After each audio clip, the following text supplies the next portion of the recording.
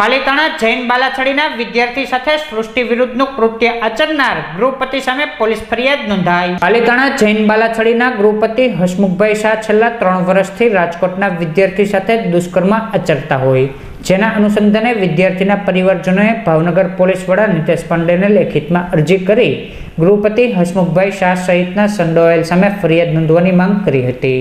જેના અનુસંધાને પાલીતાણા પોલીસ મથક ખાતે ગૃહપતિ હસમુખભાઈ શાહ સામે પોસ્કો સહિતની કલમ હેઠળ પોલીસ ફરિયાદ નોંધાવવામાં આવતા પોલીસે આરોપી હસમુખ શાહને ઝડપી લેવા ચક્રો ગતિમાન કર્યા હતા।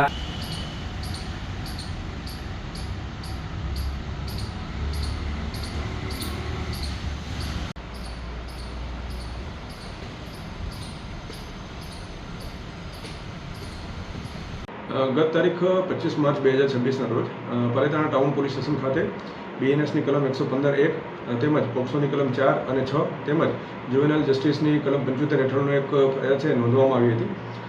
આ બનાવની વિગત જોઈએ તો એક સગીર વયનું બાળક કે જે એક સંસ્થામાં રહી અને અભ્યાસ કરતું હોય છે, તેના એ સંસ્થાના જે ગૃહપતિ હસમુખભાઈ શાહ કે જેઓની ઉંમર આશરે 63 વર્ષની આસપાસ છે, તેઓ દ્વારા આ જે બાળક છે તેને માર મારી તેની સાથે સૃષ્ટિ વિરુદ્ધનું કૃત્ય કરવા માટે મજબૂર કર્યો હોય, તેમાં સૃષ્ટિ વિરુદ્ધનું કૃત્ય કર્યું હોય, એ બાબતની જે ફરિયાદ છે એની વિગત છે એ નોંધવામાં આવેલ હતી।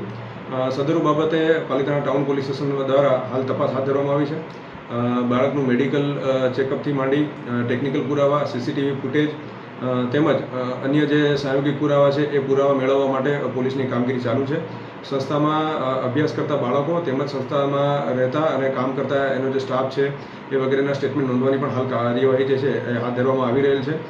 તથા એના સિવાય પણ જે ફરિયાદી દ્વારા જે પણ આક્ષેપ કરવામાં આવ્યા છે તે આક્ષેપોની પણ ઝીણવટભરી તપાસ કરી અને એ બાબતે જરૂરી કાર્યવાહી કરી અને જ્યાં સુધી રિપોર્ટ આવે ત્યાં સુધી અલગ અલગ પેરામીટર છે એની પર આપણે તપાસ હાથ ધરી રહ્યા છીએ।